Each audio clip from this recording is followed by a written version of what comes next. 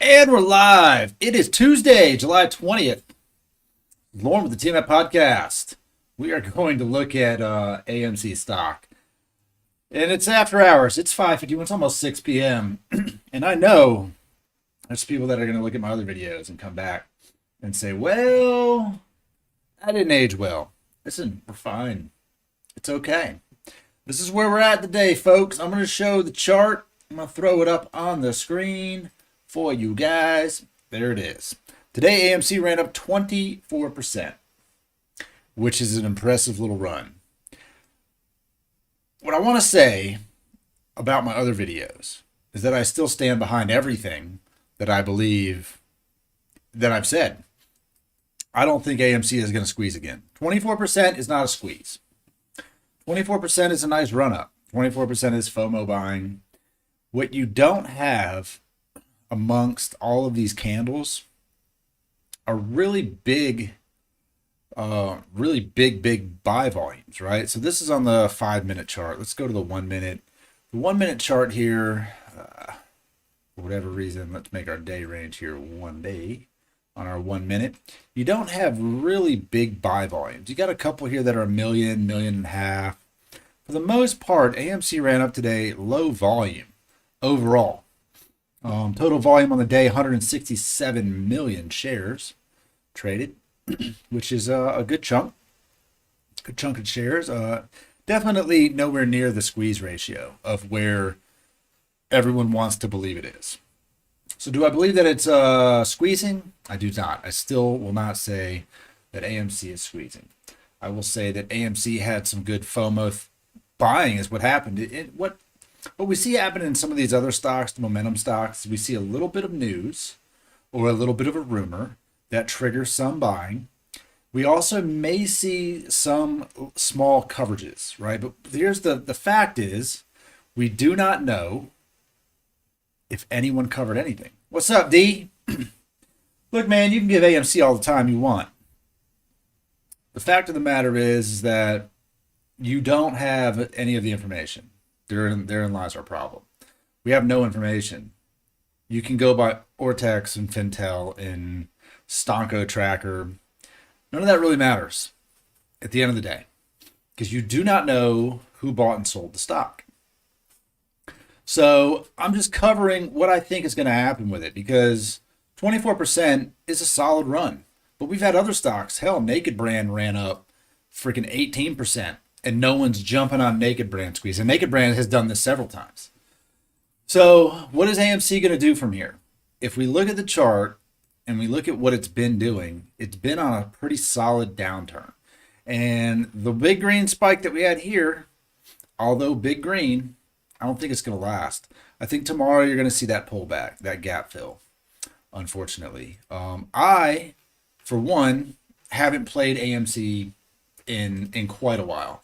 I just haven't been in it either way to either side. But today I closed my Disney position and I actually bought a put at the bell because there's no chance this thing holds 24% tomorrow. It's going to give up something.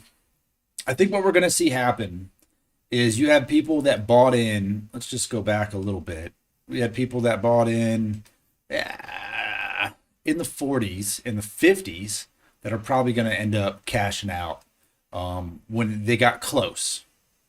You know, one day I bought an option before I headed to work. The thing about the thing about buying options on this stock, and the reason that I've stayed away from it, and to be completely transparent, I bought call options before the first run up to $70, and I put $500 in, took out 11,000. And then gave it all back and then some, thinking in playing the options with AMC because it's so volatile and the bid-ask spread is so huge that it requires AMC to make a big move. And I learned a valuable lesson, not just in AMC but just in trading options in general, in how the decay can just murk your entire account. So even today, and this is just general options talk, not AMC particularly related. But today, look at what Disney did, right? Disney had a hell of a little run up here. It gives 2.5% at one point. my call options that I bought Thursday of last week, while everything looked promising, everything was looking great until the weekend came around and Joe Biden said Facebook's killing people and COVID Delta is rampant and all this shit. And until they came out and started talking about, potential things that could happen, the Disney options looked amazing. Over here we had good run-ups. I held on to it, and look, we had this huge freaking pullback, which was unreal of a gap fill, and it ran back up. But what I was getting at is that this morning when Disney opened, my option was at a premium of, say, 10 cents because it had just taken a giant effing blow to the head. And as it ran up, even though it had this incredible day, oops, sorry, I don't have my thing up here. Even though it had this incredible day and this run up right here, my option still was losing value because of all the Greeks and the theta and because of these big buy and sell cam. You get one candle on there, like, you get this big hit here, it goes up a couple cents, and then it drops down below where it started. So with AMC, if we look at the options chain, and I'm gonna have to pull it up with something for you guys if you're not into options a whole lot. Let me just make I use Robinhood because their user interface is very user friendly for understanding what we have to have happen here. All right, so let's see if we got that up behind me. The reason I don't play options with AMC or a lot of the momentum stocks is because right here the share price at close 43.20. That's where it was at. In order for let's say you buy this $43 strike, which is slightly in the money because it's obviously below the 43.20 that the stock price was at. The break even is $3.18 away, or 6.75%. On most given days, stocks don't tend to move 6.7%, right? And so that's a big move. So in order for you to get money out of those call options, you have to have a stock spike pretty well and also stay there. So if you get for instance, a candle like right here, like you've got that happened at 10.25. If you bought a call option anywhere down on this little bit here and it spiked up and your call option went up, say 40 or 50%, and you held it, didn't sell it, and then you took this, it's going to take a hit and it's going to go up, and then it's going to take a hit, and it's going to take a lot longer for it to get up there. And then this right here, this little downtrend will murk that thing. And I learned that the hard way. Now, you could obviously have held it throughout the day, and it would have regained, but this downtrend that we see right here between 11:15 and 12:10, so this 1 hour downtrend would straight murder that call option on a short term. I'm talking like buying an expiration for like Friday, not a month out or 2 months out or whatever. It would absolutely murk it. And then even though it had this incredible run up toward the end of the day, it would take that and then some for it to get back into where it was before. So the momentum stocks, they can hammer options. Like, man, I'm talking Thanos style hammer them. So you got to be careful. Leland Potter, oh boy, yeah, I'm not being paid through any back door. I wish I was. If you know somebody who happens to have the access code or the password to the back door where they pay you, sign me up. I am not opposed to getting paid through some back door. What I say is totally not true. The stock market has not been crashed for over 2 years. You're so crazy. It's wild. Well, I will say this, and I was gonna make a separate video about this entirely, because for what we have happening, what frustrates me the most has nothing to do with the theory, and I'm going to put theory out there because there's no evidence, the theory of market manipulation as it pertains to hedge funds and short sellers and market makers manipulating stocks by borrowing and shorting stocks and all that stuff. I can only go with factual evidence. I don't want to say, oh, well, naked shorting exists. Cool. Show me the naked short position. Show it to me. But show me it somewhere where I can see it. I know who owns it. I know what the position is. I want to know what the short position. If Citadel is short on AMC, what is the position? We do not know that. So that's what frustrates me about that. But what makes me more angry is not what we don't see, it's what we do see every single day. That is more frustrating to me than anything else. So when you open up your news app in the morning, or Google or CNN or Fox Money or whatever the fuck you watch, and you open it up and the first thing on there at 8:45 is market crash, inbound, and you're like, dude, the market's not even open yet. And they're already telling you that it's crashing. Or they pick a stock and they tell you that that stock's going straight into the gutter. Or they come out midday and then tank some other stock right in front of your very eyes. Or Jim Cramer goes on there and pumps the shit out of something.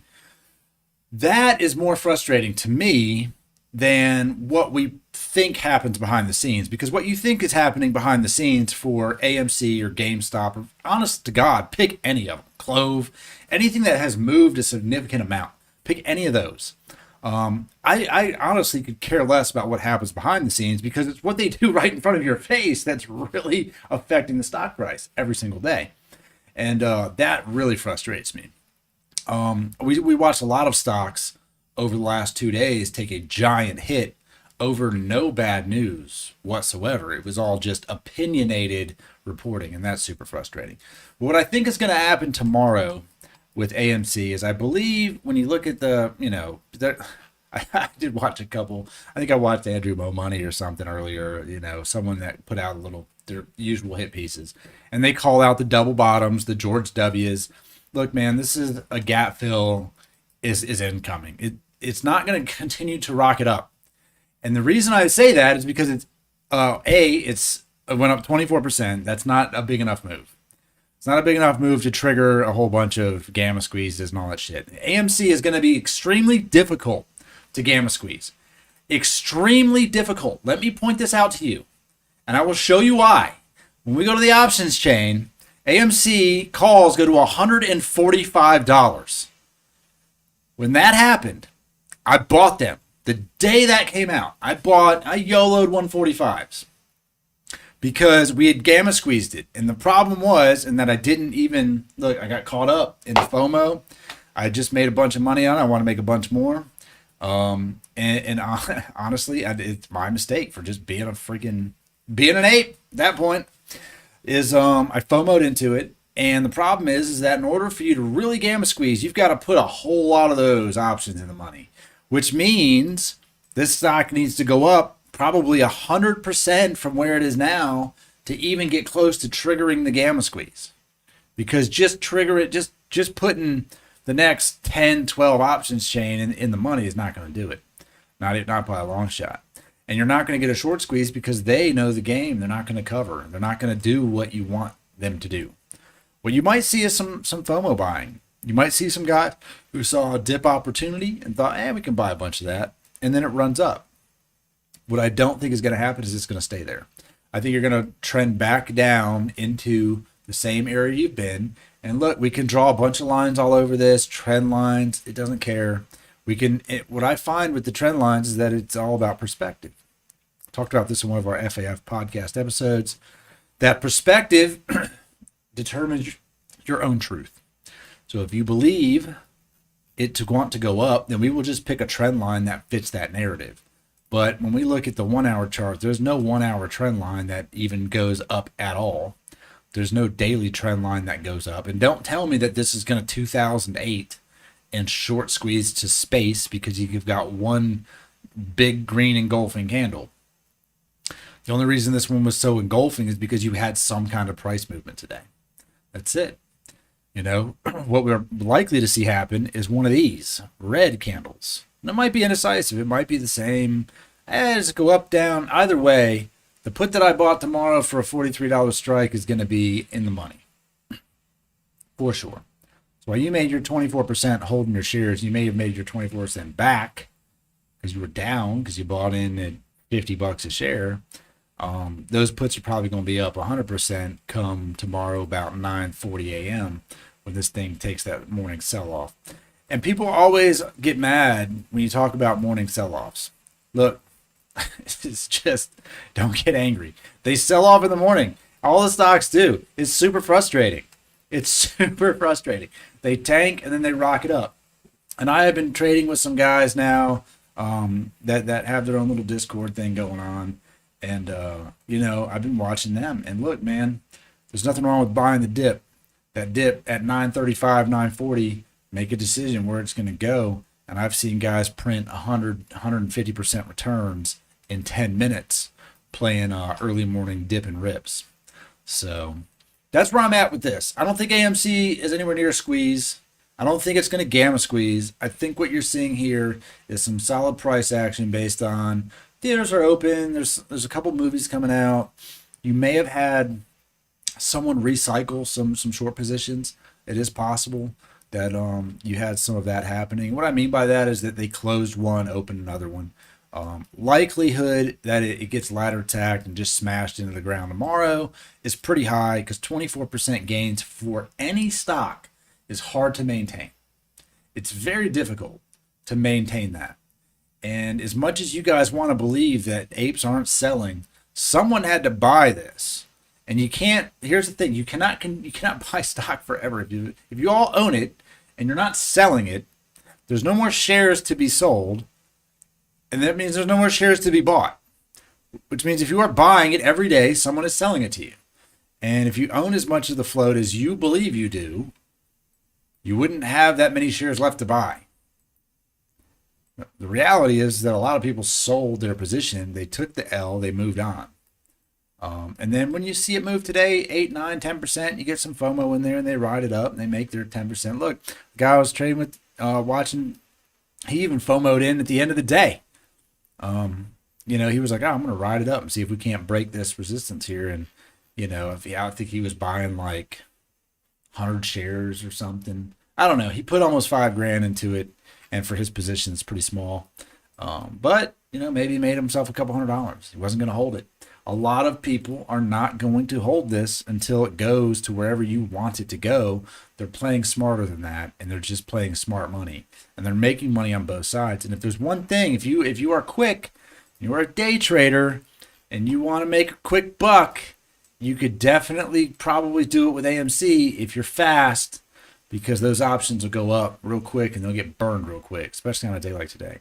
But that's where I'm at with it. We're probably going to see this slowly creep. You know, you might see a couple percent spike pre-market. You might even see it hit $45 or $48 pre-market. But the odds are is that if you follow the trends of what AMC loves to do in the after hours, it's more than likely going to take a pretty good downtrend in the after hours. It does really like to do that.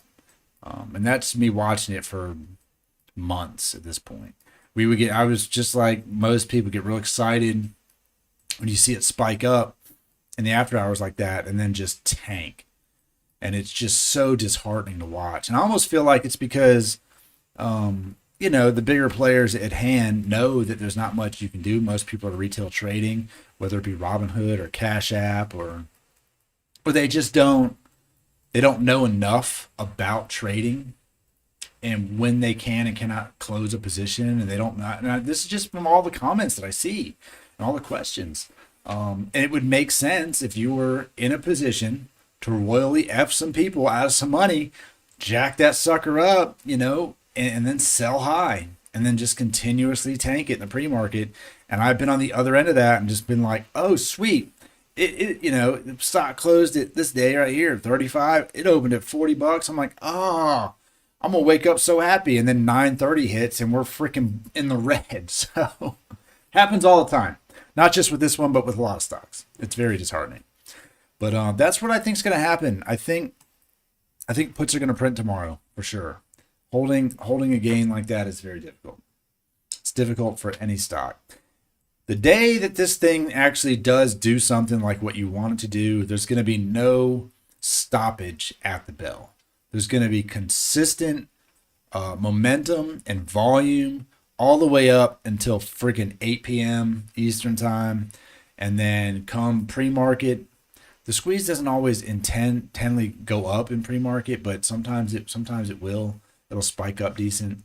But yeah, its momentum is not going to carry. Even look at let's see, at this point it's MMAT. Let's go back a little bit on MMAT.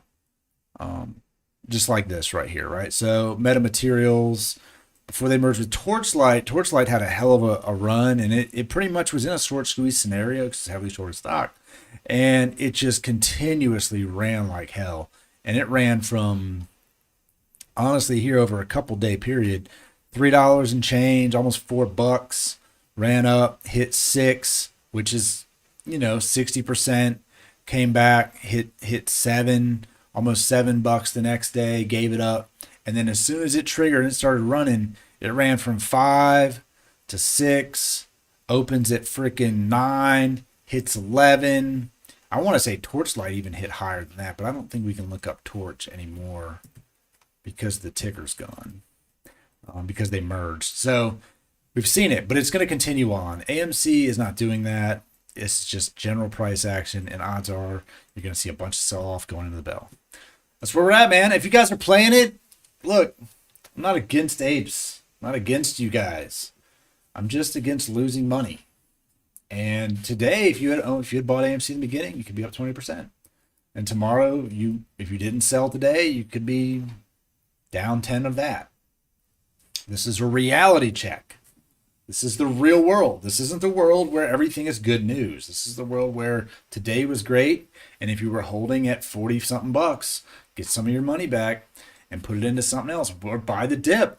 I said this several times. Sell your shares, buy the dip. If you want to just be an AMC and that's all you want to do, sell it here, and when it opens tomorrow and it's $36, buy a bunch of it at $36 if you think it's going back up. Don't just get sucked. If you bought in at $40, just follow me for a second. If you've made it this far through the video, follow me for a second. If you bought in at $40 and you've watched your money dissipate for, a minute, right? Like the last couple days where you took a pretty good hit. Now you're back to the green and you want to make money off of your money. You have to play smarter than just holding it forever, because everyone around you is making money. I'm going to make money tomorrow on AMC. It might be $50. It might be $500. Just depends on which direction this thing goes. And honestly, if it goes up in the morning, it could probably still tank after that. So no way it's going to hold 25%. That's where I'm at. I honestly am surprised that we didn't quite hit 28 on AMC. I did expect it to kind of continue down there. But, look, you guys been hyping the shit out of it. So eventually the hype pays off. I do see a lot of people follow the hype. So eventually the hype does pay off if you pump it enough. But, I would not be surprised for it to come back and retouch that. It just got to fill the gap, unfortunately. This is a lesson that I have learned the hard way. They almost always fill the gap. If it doesn't fill it tomorrow, it's going to fill it soon enough. Gaps get filled. No matter how big and how indestructible the stocks are, they run up and then they get filled. And if you want to know exactly what I'm talking about, Broham, look at that gap fill. You ready for this? Bam. This is freaking Walt Disney, bro. Walt Disney went from 169 to 186, which is a big move for a big large cap company, and it freaking sold off and filled the shit out of that gap. And when it did that, it cost me a bunch of money. So now it's going back up, and maybe it'll creep back up, but if it gets up there, it's going to take a couple days, which I did not have. So keep that in mind. It's going to fill it. You guys can hope that it fills the gap to 50 tomorrow, but I honestly think that it's probably going to pull back to this 38 range before it rebounds if it's going to continue to go up. So that's where I'm at with that one. If you guys are just joining this little stream, I would just suggest watching from the beginning, because I'm going to move on to do some other videos and talk about some other topics. But since it was a crazy day for AMC, I just want to throw it out there and let you guys know what I think about it. And I am by no means an expert trader. I'm just an ape like you guys who has actually paid a lot of attention, and I'm pretty good with charting and math, and have followed this trend for quite a few months. I just don't post about it all the time. I just got tired of kind of talking about it, to be honest. But I would suggest watching from the beginning. And take it for what it is. It's not me telling you how to live your life. It's not me telling you what to do with your money. It's me telling you that at some point, You have to understand what is happening, because I think there's a lot of people out there who have no idea. And honestly, look, I'll do this before I go. This is this is full of apes, right? And if you guys don't trade on Webull, that's fine. You don't have to. I trade sometimes with Webull. I do use it daily for charting. As you can see, it's in my background right here. I do like their interface for that, but their interface for buying and selling stocks is effing terrible. Can't stand it. Look at this. So if we just scroll through here on the Webull app, all of the comments that we see in here, and I take Webull comments for what they are, 95% just straight up trolls. But why sell? It's going up. Take some profits if you must, but don't give up. Don't you know that I'm still holding better than I ever did, looking like a true survivor, feeling like a little kid? Blow off top here, and after hours, we opening 50 plus at least. Unlikely. It's like watching Pac-Man. Don't understand that one. Wish I had more than 20 shares.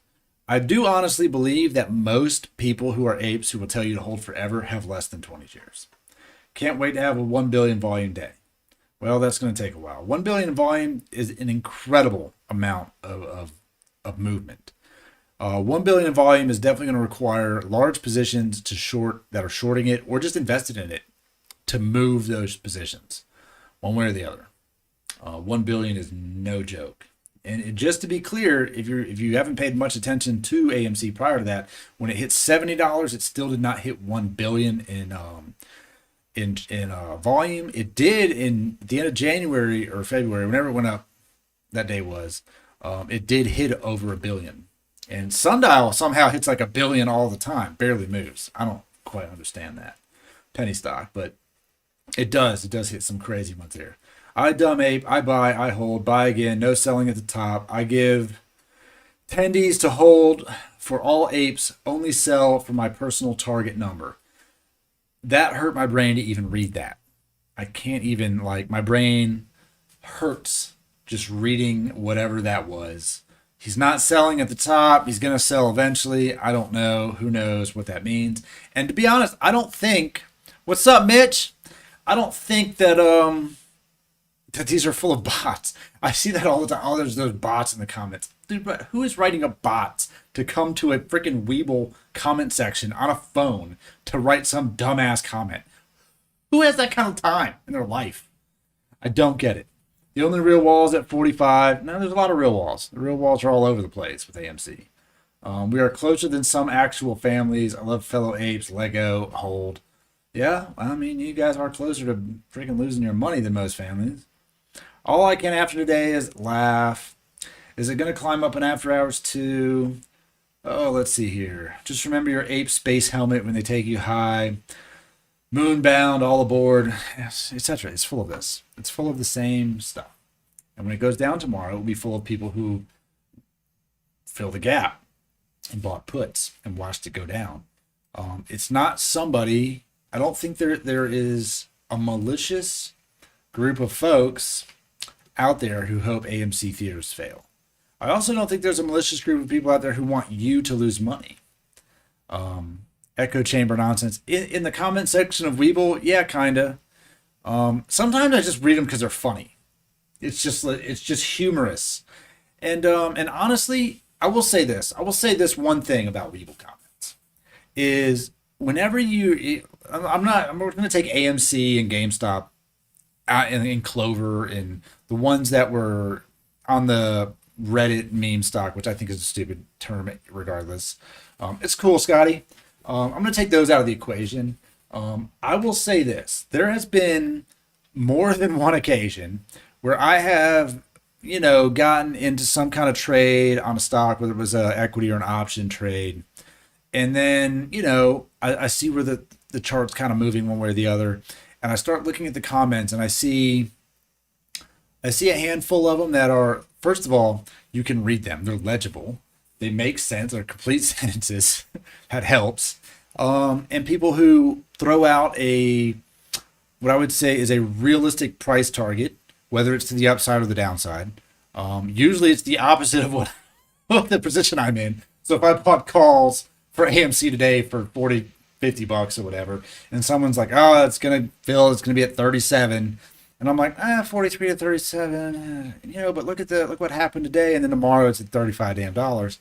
I will say that has happened to me enough where the bears, the people who are, I wouldn't even say that they're bearish on the stock. I would say that they're bearish on the momentum and the ability to retain the momentum of the stock.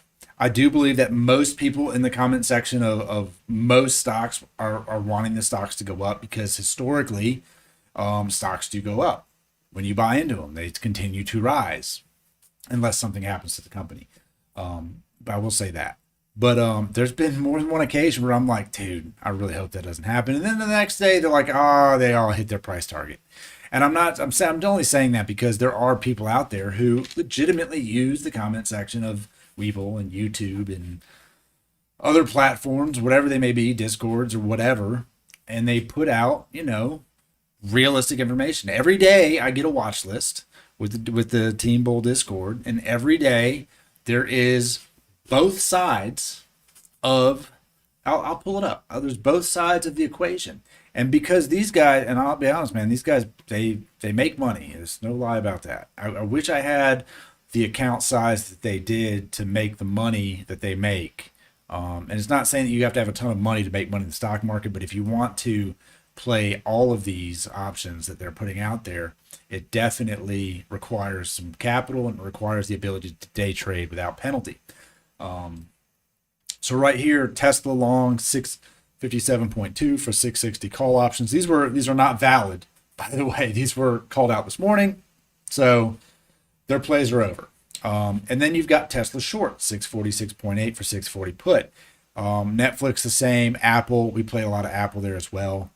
And so what I'm saying is that they look at both sides, because when that bell dings, this thing can go either way.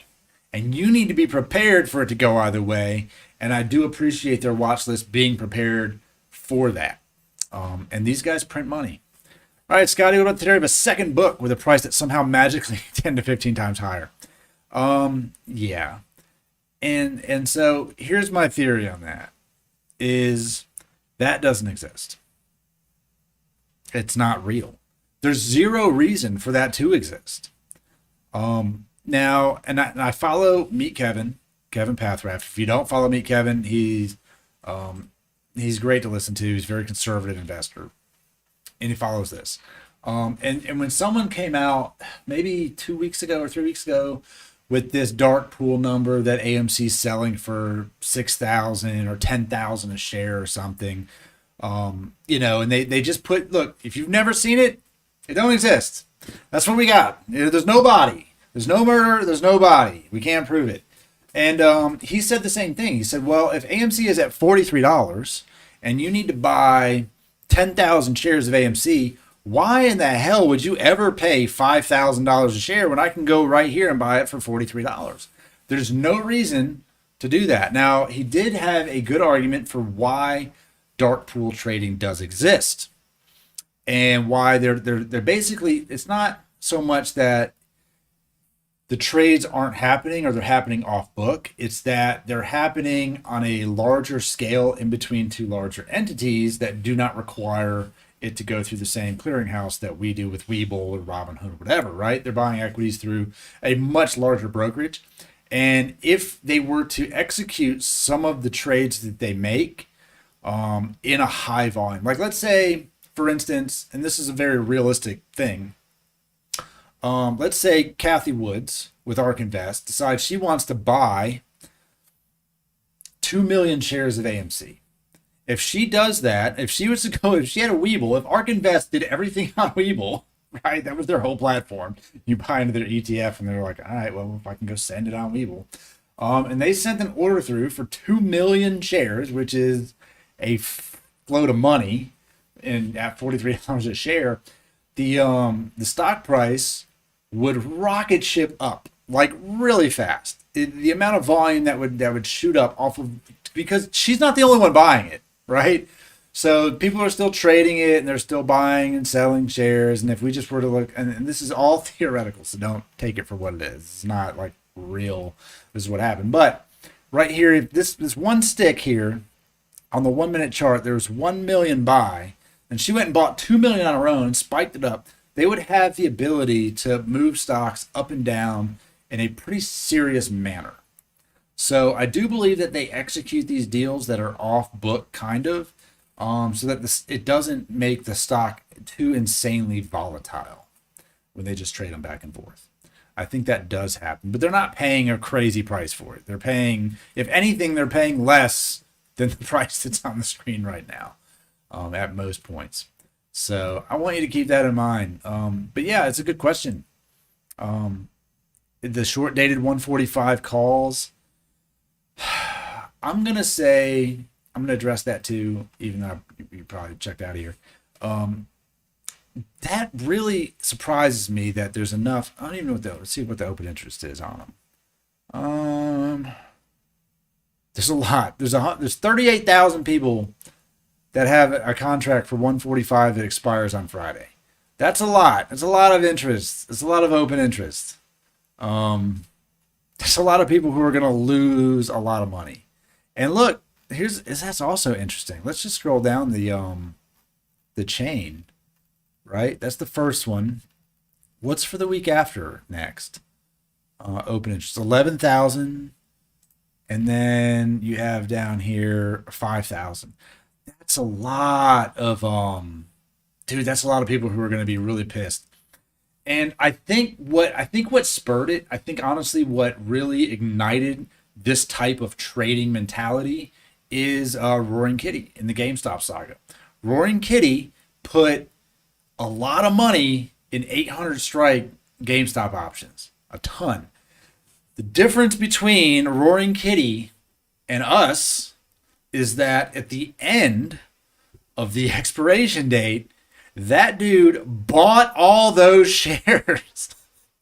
So he didn't lose no money. He lost the premium only, right? GameStop never hit $800. He exercised the contracts that he bought and just ended up owning a shit ton more stock. And then when the stock price went up again, it never went to 800 also. But when it did go up, he's just making money on equity. So I wonder how much of GameStop he even owns at this point. I don't know. No one talks about it anymore, really. But it's pretty interesting that I think he sparked it. He was like, look, if I'm in, this is what I'm doing. I believe it's going to do this. And then other people said, I'm with you. And they just blindly bought 800 strike calls. And honest to God, you could make money. Look, I'm not saying you can't make money off a 145 strike. Today, if you bought one, it'll tell me. Hold on, Robinhood might tell me what that percentage was. Let's see. Sometimes it'll tell you. Percentage change, 145 strike. Yeah. So if you bought that today, it went up 300% on your option. Right there. I'm going to show you that right here. It does show us, because this is today. The options don't update after hours. This is at close. From open to close, that is what this number here means. So it went up 300%, which means it opened at, what, 3 cents a contract or something crazy? Where's it at here? Market close, open interest, 38,000 open interest contracts. Let's see here. At one point, it had a high of 15 cents. Doesn't show us what it opened at. A low of a penny. So you could have made money off 145s, but holding them, they're going to be worth fucking nothing tomorrow. They'd be worthless. But look at what other people made that bought these contracts today. These are today gains. Don't get it twisted. This is today. You could have made 400% off of most of these contracts. That's a lot of money. 400%. If you're worried about 24%, there's people out here printing 400% return today. And honestly, they were even higher than that. That thing closed at 161, so $2. Dude, come on. These are the people who are on there telling you the reality of trading in the market, and they're making money. But yeah, you can't buy a 145 and just sit on that sumbitch. That's super risky. But yeah, they are.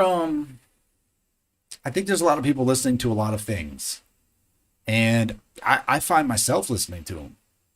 Honestly, I do, and I'm happy that I joined the Discord that I did, and I just because not even so much that that it just changed the way that I traded. It changed the way that I looked at stocks for sure. It changed the way that I look at stocks like AMC, momentum stocks that require giant movements to print money. And it changed the way that look, I still like to gamble. I still like to YOLO stuff. So it's not like I take it all to heart. I don't like to lose. I don't like to put a stop loss to something at 40% on an option play because they can turn around so quickly. But these guys preach, secure your profits and let it ride, which is the smart way to play the game. Secure the profits. So going into tomorrow, man, I think AMC is going to take a nice retrace off of this. It's probably going to fall back down. It probably won't fall back down to $34. I mean, I hope it does, just because I put on it. But let's be realistic. It's not going to give up 24%. We've seen it do it. I will tell you this, Scotty. I am objective, and I've learned to be objective because I've both made money and lost money trading all of these stocks. And it's not the stock's fault. It's not my fault. I either got hyped up or I hyped myself up. And honest to God, I can tell you this with 100% certainty that I have called out more plays on my live streams or on my videos after hours for the next day that I have not taken myself because I was already in something and didn't have the capital to do it, or I only had X amount of dollars to work with, so I picked another one. And all the places I call out all ended up making people money. And I was like, son of a bitch. It's I'm just like, I just get so frustrated. Dude, I'm 38, man. Yeah, we've been around the block a few times. I'm 38. That's what's up. Look, we're not that old. Yeah, I'm not a young cat, but I pay attention and I do stay objective. I stay very objective on this. And there are things that frustrate me about stock market. Like right now, they say, oh, this market. Dude, this market is affected by anything. That's the fucking crazy. Tomorrow, Joe Biden can come out and stumble through some sentence and then everything goes red for no reason whatsoever. Disney dropped 18 effing dollars in 2 days. Well, you know what changed? Nothing. They said, oh, Black Widow came out.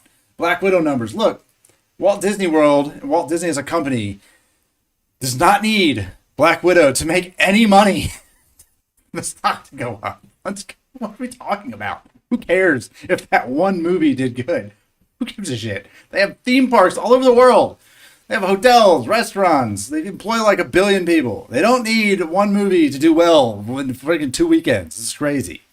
The stock tanked 18%, well, not 18%, $18. It was like 10%. It's fucking crazy.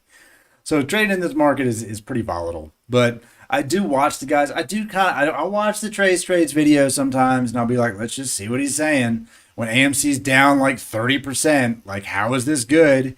And they all put a spin on it. And the one thing that I will tell you that I noticed probably about 6-7 weeks ago, I noticed the trend continue, which was they oftentimes read comments and answer them on their lives or on their recap videos. They oftentimes do that. And you get a lot of people asking them if they should buy call options deeper out of the money for this week's expiration. And they always tell them that that's a lottery ticket. Let me explain something to you. If the guy who is telling you that the stock is going to squeeze this week, that the squeeze is coming, that it must happen, that shorts have to cover, is telling you that the call option that you want to buy is a lottery ticket, that means he does not believe in the least bit with any certainty that the stock is going to rise this week. Because if he did, holy balls, would he be buying all of those contracts? And I also got frustrated when none of them show any of their positions. And you can tell me that it's, Matt Kors says his attorney tells him not, don't talk, don't show it. You can't do that. No. Look, Meet Kevin has his. You can go on his website and see all of Meet Kevin's long-term positions. Meet Kevin, you can join his little little thing. There's YouTube. So pay for his channel, and he will trade with you. And I joined Team Bull, and they trade every day. And I believe that Trades and Matt Kors and Andrew Mo Money are printing money up and down on AMC stock every day. I believe they're printing money. All of them have an account large enough to supply day trade, pattern day trading. They're not stupid. I don't believe any of them are dumb in any way, shape, or form. I do believe that they're leading a herd of sheep around, and I do believe that they are misleading some of them in the long term. Because, dude, you could easily print probably on this stock. If you were day trading AMC every effing day, you could probably make 100% gains a day on AMC, up and down, upside, downside, upside down. If you can time it well enough and go, oh man, this thing's in a downturn, I'm gonna load up on puts. I'm gonna buy 1,000 put options because you've got 50 grand in your account. You buy 1,000 contracts, you could easily print some serious money. And I think that that's what they're doing, on top of being paid copious amounts of money from YouTube, which also frustrated me. They can put all their money in AMC. It could just sit there. They print more money. These guys make more money off YouTube a month than some people make annually. So there's also that, which is frustrating. But no, I haven't seen stock to puss. But I could check it out. I'm always up for watching other people, man. You know, oddly enough, sometimes I do find myself just running out of content to watch. I'm like, what? I scroll through and it's always the same stuff. So I would definitely check it out. I used to watch other guys that just kind of disappeared. What's up, Denny? How you doing, buddy? You still holding on to all your shares, boss? I know you had a pretty substantial amount of AMC for quite some time, buddy. Haven't seen you on the chat in a while. But if I'm not mistaken, Denny Oliver, you had, man, this is gonna be a test of my brain. How many shares did you have? I want to say that you had 7,600 shares at one point. Am I right? Am I right at 7,600? At 7,200 maybe? You had a lot. And your average was low as fuck. Your average was like $4 or something. It was low.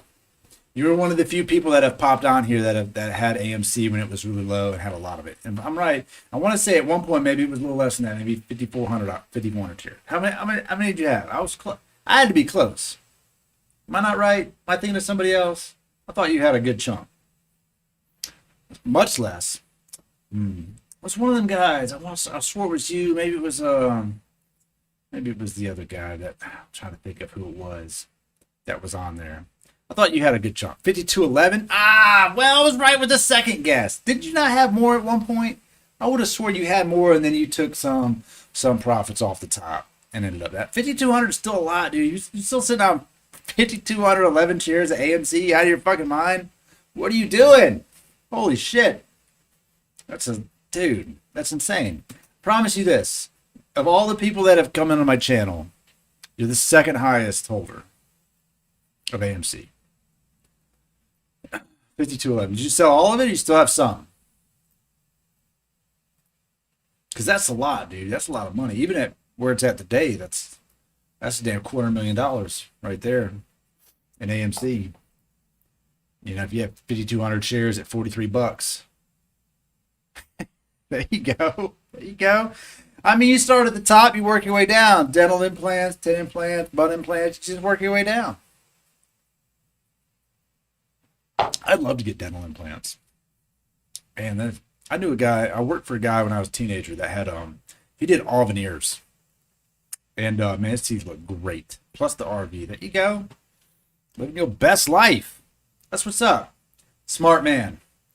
Smart man. I hope you sold at least in the 50s. You were up there, 50s or so. Because that downtrend is going to be ugly. But, yeah, it's all good. I hear you, man. I've been watching some people, not in AMC, but in the other stocks. I've been watching some guys that are on the trading, the trade team that I joined up on, and dude, those guys make some pretty insane gains, insane calls, man. And honestly, I've learned a lot about large cap stocks. I used to sit here and hope that stocks did what AMC did today. I used to sit here and just, oh, that was the only way you can make money. You wanted some 10 or 20% day. And then I learned through trading with these other guys for the last few weeks that you can make 300% gains off of 1% movements in other stocks. And I'm mind blowing. Mind blowing. When you see something like Apple move 2.5% and the call options explode 400%, it's insane to me. I don't understand where that money even comes from, to be honest with you. I have no effing idea how they even come up with this money to pay people, but it doesn't seem like there's enough money out. I don't understand. I don't know where it comes from. But I've learned some other stuff. But man, it's good that I'm glad to see you pop in. This one was kind of off the cuff, little stream for me that has gotten. I mean, I've been up here for a minute. I've been up here for 50 minutes. I meant to do like a 20-minute little recap on AMC, and here I am an hour later. Dude, the SPY. Oh boy, people don't know about the SPY. That is so volatile, dude. So volatile. SPY, Scotty. If you don't play SPY, let me tell you about SPY. SPY today moved 1.43%. The call options on SPY today. How does something move 1.4% and the effing options on it go up? It's insane amount of money on that, and they happen so fast. It's so fucking crazy, dude. Look, 340% off of 1% gain. Jesus Christ, SPY is off the chart, man. But SPY can burn your ass too. I'll tell you this much: if you trade options on Robinhood, SPY will rip your ass apart. Robinhood will rip your ass apart on expiration day. SPY is awesome because you can trade same day expirations pretty much every damn day, which is cool. I do think that's pretty awesome. Dude, Denny. That one yesterday hurt. Yesterday it hurt my soul. I was holding 32 Disney 185 strike contracts for this Friday. Bought them last week. I lost, I got wiped out 80% of my account on Disney because Biden came out and said Facebook killing people, Delta's coming back, and yeah, it was rough. Dude, that SPY going down to 420, 421, Jesus. Insane. But I'll tell you this much, some dudes called out some, they bought some calls yesterday on SPY that freaking printed like a mother today. Unbelievable. I do hope that throughout this entire AMC GameStop movement, that all the people who began trading stocks took the time to learn some of the other ways to make money in the market. I hope that they understand that you don't have to just buy and hold. That's not the only way to make money. If you're especially if you're long term, these guys aren't buying and holding AMC because they believe in 20 years they're going to retire on it. They're buying it hoping that some point in the next, between now and tomorrow, they can retire on it, kind of situation, off some ridiculous squeeze. But I hope that they actually do take some time to listen to other people on the web and learn how to take some of their gains and make money off of them. And you're going to lose money. Dude, you're right. Delta is super over exaggerated. It's almost like it's just the next thing. I was talking about it. If you watched any of the Free as Fuck podcast with Marshall, we talked a little bit about misinformation on the last one, and how they come out and say stuff like this. But I believe, and I've seen real people post real videos of real side effects of the vaccines. And the misinformation to me was like, it's like this. It's only misinformation if it doesn't affect you in a negative way. If they said, if you get the shot, you can have these side effects and it could be really bad, and you're like, that's not true. And then you get the shot and you get the side effects and you end up in a really bad shape, then that wasn't misinformation to you.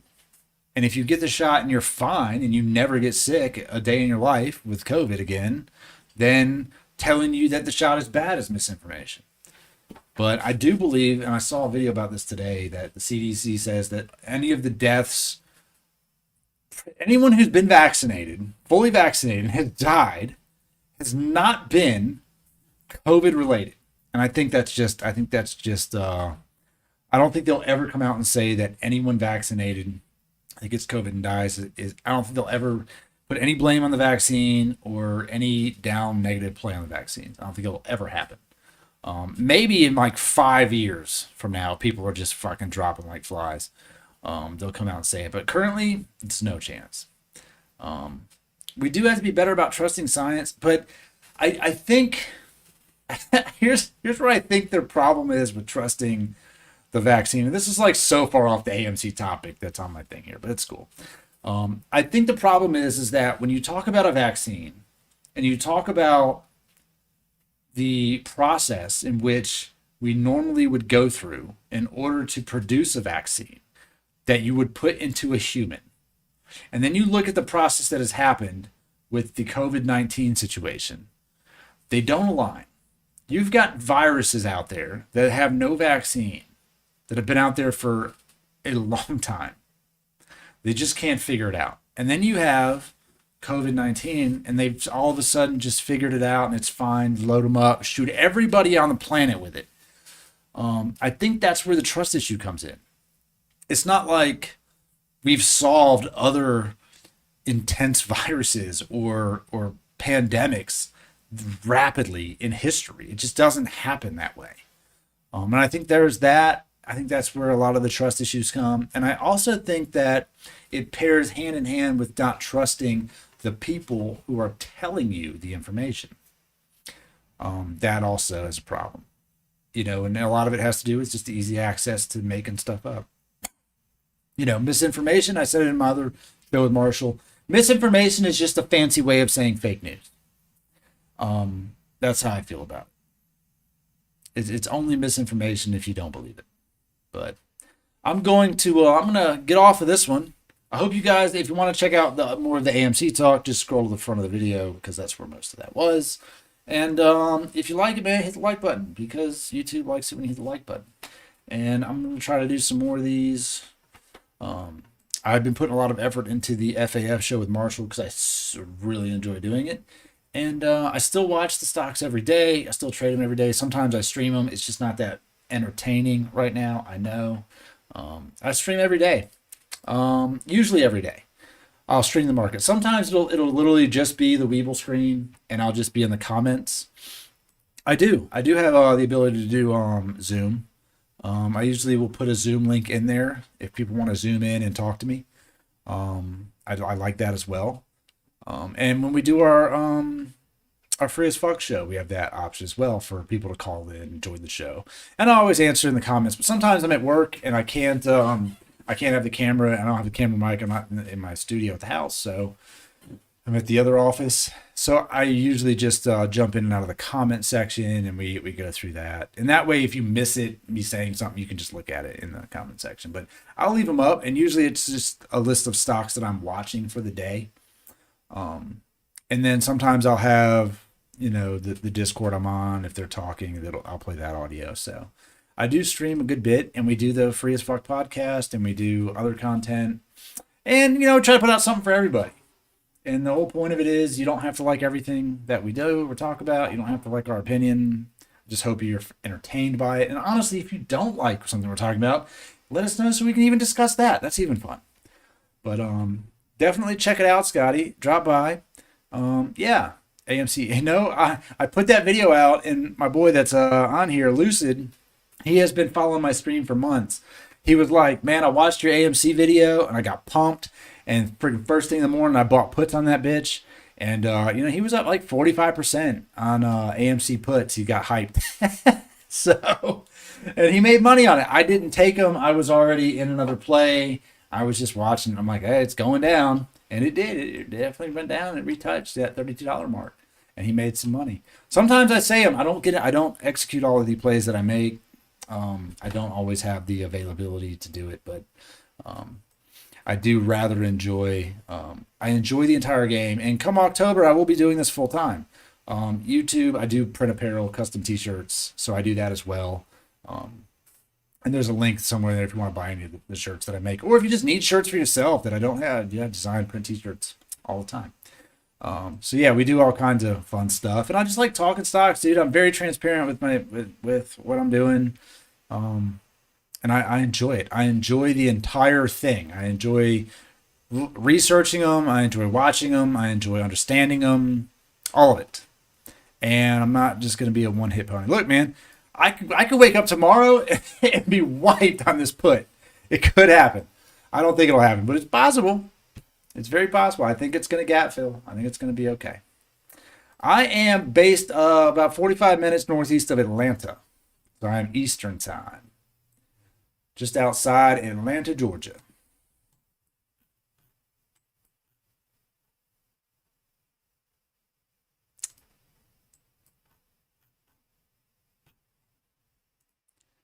Yeah. Okay. Stock Twits. Where is Stock Twits? Is that a site,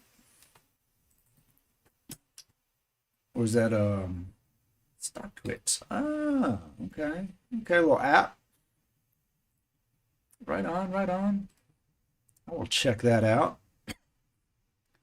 Marietta. All right. I call it Scarietta. I did I had to go pick up a printer from Marietta about maybe like 2 months ago. And I was like, why the fuck do people live out here? The traffic is just ridiculous. Ain't nothing in Marietta. Ain't nothing worth going to Marietta for. Maybe she was a bad bitch, but ain't no reason to go to damn Marietta. Jesus. Yeah. I'm out here in the Eastern time zone. Denny's in Savannah. That's a nice place. Old Town Savannah. Down there, Georgia Southern area. It's nice. I almost went to Savannah over 4th of July weekend. I almost drove down there just because it's the closest beach I could drive to. But ended up sitting at the lake. Ended up going to the lake and chilling out here at the lake. So, but yeah, you guys are on the same time zone. But yeah, if you've got some topics you want us to cover, man, just throw them at me in the comments, or shoot me over an email or whatever, and I'll definitely look at them. You know, we talk about it, whether it's this or politics or current events, any of that stuff. I think I might actually be going live tonight with Marshall. We might do a midnight show for Free as Fuck. We'll see, but yeah, I'll get on the app for sure. Faux show, and we can talk about that too, man. But it's good seeing you guys here. I'm glad you popped in. Always makes my day when I have some people jump on the show and talk to me. And if you want to do a Zoom, buddy, we could do a Zoom. But I'm gonna hit back the girlfriend and see what I think she's got some plans tonight, so I might be up late with Marshall talking about, man, I got some topics I want to talk to Marshall about that we didn't get to on Sunday because I just didn't have the time. But you want a good laugh? Look at our clip from Hunter Biden. Hunter Biden made me laugh. I laughed just thinking about that, talking about that, dude. But I appreciate you guys, and we will see you guys in a little bit. Yeah, I'll definitely check it out, Denny. Thanks for the heads up. I'll holler at you guys later.